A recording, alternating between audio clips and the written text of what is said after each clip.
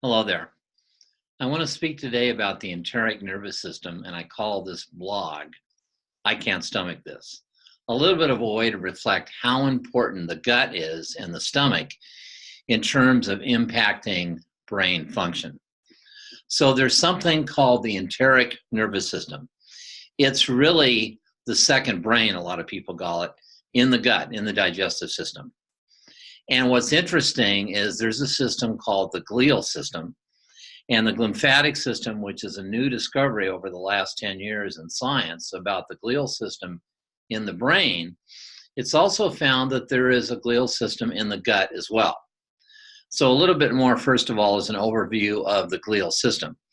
There's about 100 billion glial cells in the brain and about 100 billion neurons in the brain.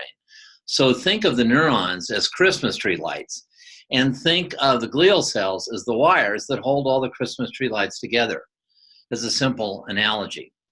So it really belies and it really reflects this very intricate system of connective tissue. It's like the fascia in the brain, the connective tissue in the brain that connects every nook and cranny of the brain to itself and with each other.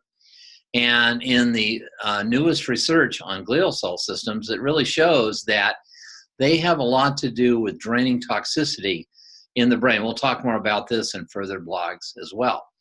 But what's interesting is that this glial system, these cells that are in the brain that are fundamental in terms of neuronal transmission of information, are also found in the gut. And this is part of what's called the enteric nervous system. So it's as if the gut itself, the digestive system, has its own way of thinking and its own brain. And it's thought by many in terms of researchers, this goes back to a primordial state as the species evolved over millennia, and indeed over millions of years, this gut. In fact, some people really think that the digestive nervous system really predated the brain itself. So it's interesting in terms of fundamental way of definition, this enteric nervous system, this is important. And if we really understand clearly the existence of this system, it helps us to understand how the gut really actually reflects the brain and brain health. So you can think of the gut as a junction point. I kind of call it like the LA exchange of freeway systems. If you're from Southern California, it's like where everything comes together in the center of a town, like in any town. So at the center of the gut, you actually have a junction of several major body systems. You have the nervous system, you have the vascular system, you have the lymphatic system, and of course the immune system, all of which come together.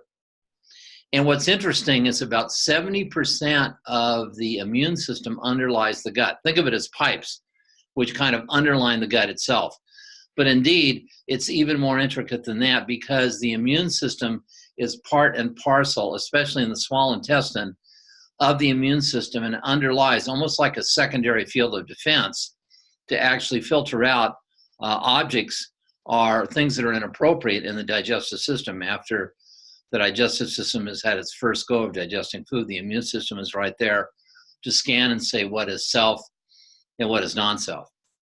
Now, over and above that, this gut basically manufactures about 90% of all the serotonin in the body, which obviously is affected in the brain, and a wide variety of neurotransmitters, which are also something of the uptake in the brain as well.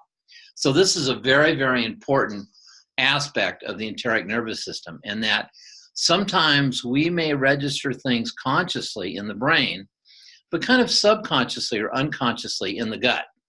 So that's why I kind of joke and say, well, we can't stomach this, because we may be processing something consciously, but unconsciously, it's really registered in the gut. And I think we've all had experiences that when we have a gut feeling about something, or something registers, which is not unpalatable, sometimes we say something doesn't smell right, but sometimes we'll feel actually in the gut as well.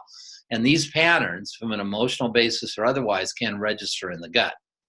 So this system may function independently to register its pleasure or displeasure when we're speaking about various issues and aspects of our life. And this can, of course, register and go on not just now, but for decades preceding. And that can affect the patterning and processing of the gut itself and biochemicals.